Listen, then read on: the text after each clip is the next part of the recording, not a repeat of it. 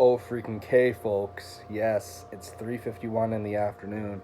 I still haven't left the house yet. I'm gathering up my tax information. Oops. I already teased what I'm gonna play here, but yeah. We're gonna react to the new Atreyu song, Catastrophe. I've been just completely on Slack mode this past week or so. And what do you know? There's like a whole bunch of fucking new music like drops in the rock and metal community. I'm not going to react to new Attila, so please don't ask about that. I will hopefully react to new Attack Attack. They have a video for that one, so we'll see. This one is just a visualizer, so I don't really care about that. However, I don't really know what to expect. I did like the last single from Atreyu. The very first one, Warrior, was really, really bad, but whatever. We don't need to talk about that. Don't really have any type of like attachment to this band, in all honesty. I've already mentioned this before. I understand they were the ones who basically invented metalcore, as Alex, the guy who left the band. But you know, whatever. It's all for press. Who knows? Anyways, in the meantime, I'm going to screenshot some of my earnings here, send it to my tax guy at the same time as listening to this. Actually, I might read the comments instead, but whatever, you get my point. Catastrophe, let's go.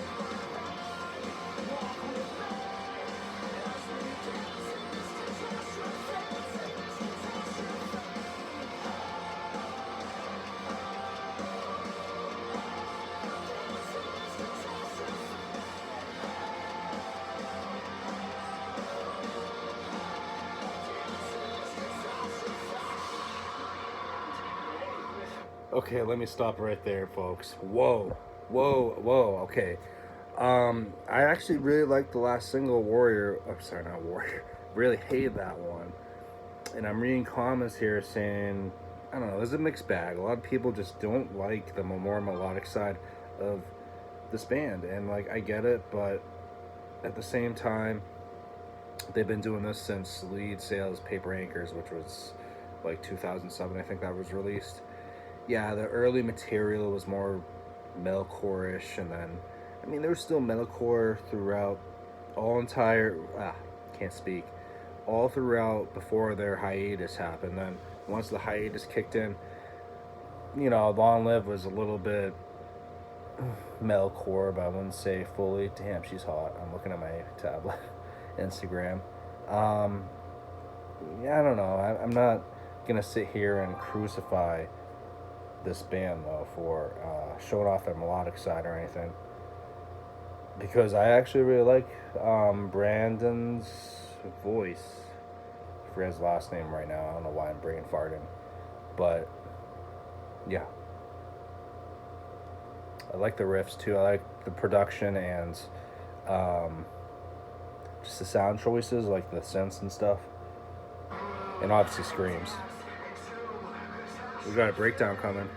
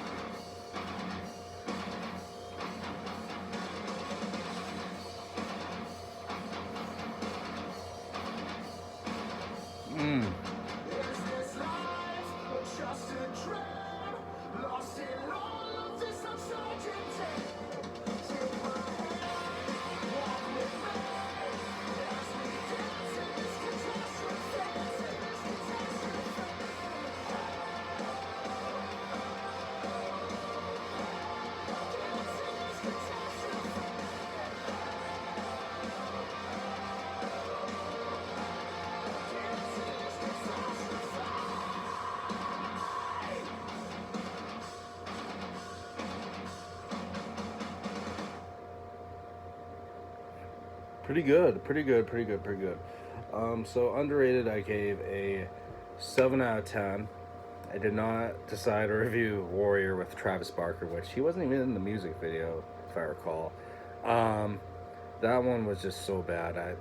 Gosh, what on a good day maybe I give it like a 4 out of 10. It just whatever. It's not. We're not gonna talk about it, but it has so many cliches. This song, yeah, it does have cliches for sure. Um, but come on, Melkor has so many of that stuff. Brandon Soller, that's his name. I keep forgetting. I don't have the lyrics in front of me, but obviously I could hear most of what was being said. Um, so with that in mind, I'm not gonna give this like a super high rating because like, oh yeah, lyrics are top notch. No, of course they're not.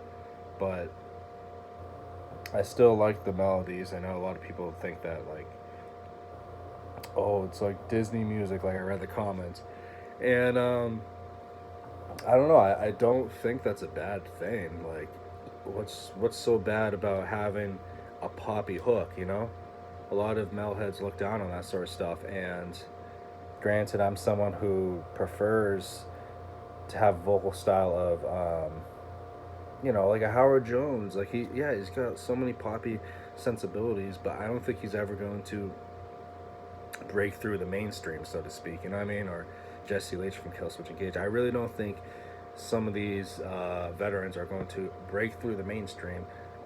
Even Under Oath, they're not going to really break through. Yeah, they're going to maybe go to extreme measures and change their sound like these guys, and possibly, potentially, get on some bigger tours, opening up for some of these other bigger bands, Five Finger Death Punch, Breaking Benjamin, etc.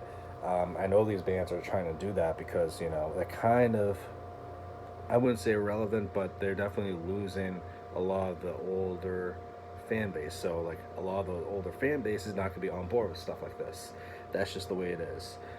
Whereas with Parkway Drive, Asking Alexandria, I would say Bring Me the Horizon. These bands all have such a huge fan base as is. They already have the UK crowd.